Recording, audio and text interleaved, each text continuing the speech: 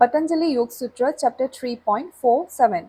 Yet, basically, Mahasi Patanjali talks about how five fundamental building blocks in order to achieve mastery over the senses.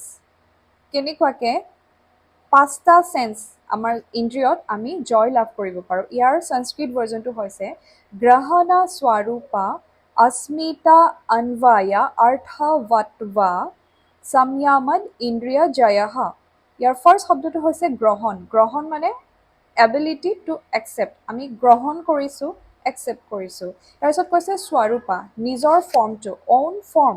अस्मिता হ'ল I sense, I ness, individual sense যোনটো, সেইটো এটা অহংকাৰ। আমি যোনটো অবিদ্যা अस्मिता পাইছিলোঁ, এইবিলাক আমাৰ ৰং কনচেপ্ট। তাৰপিছত হৈছে অনবয়ত্বা। অনবয়ত্বা মানে হ'ল ৰিলেটেডনেছ, অনুগতভাৱে আমাৰ স্বৰূপ ফৰ্মটো, অবিদ্যা হওক, अस्मिता হওক, ই নিজৰ ফৰ্মটো অনুগত কৰিয়ে গৈ থাকে।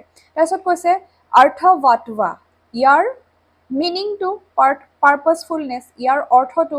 তাৰপিছত কৈছে সংযমা, তাতে যদি আমি ধাৰণা ধ্যান সমাধি প্ৰেক্টিছ কৰোঁ, তেতিয়া কি কৈছে ইন্দ্ৰিয় জয়ঃ, তাতে আমাৰ ফাইভ চেন্স অফ ইন্দ্ৰিয় আমাৰ জয় হৈ যাব।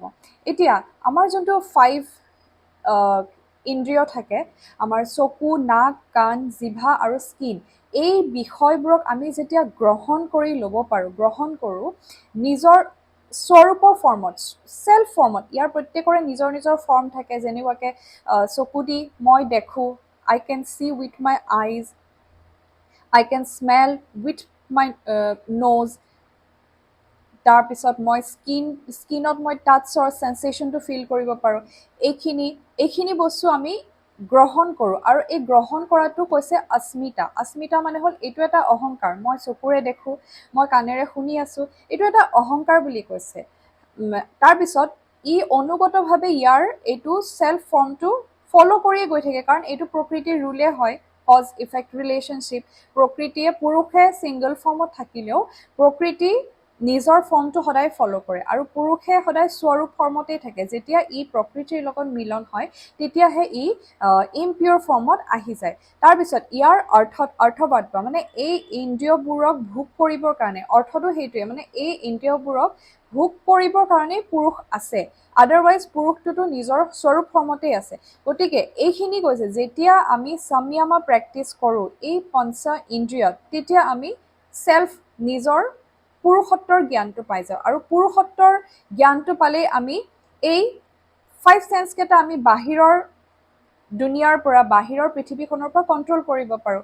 লোভ, মোহ, মায়া, অবিদ্যা, अस्मिता, ৰাগা, দ্বেষা, এটেচমেণ্ট, প্লিজাৰ ছিকিং, ডিজায়াৰ্ছ, লাষ্ট, এইখিনিৰ পৰা আমি ইন্দ্ৰিয়কেইটা আমি কণ্ট্ৰল কৰিব পাৰোঁ, আৰু কণ্ট্ৰল কৰিব পাৰিলে আমি জয় লাভ কৰিব পাৰোঁ। আৰু এইটো বুলিয়ে নহয় আমি যে অকল মেডিটেশ্যন সাধকা সংযমা প্ৰেক্টিছ কৰিলেই হ'ব।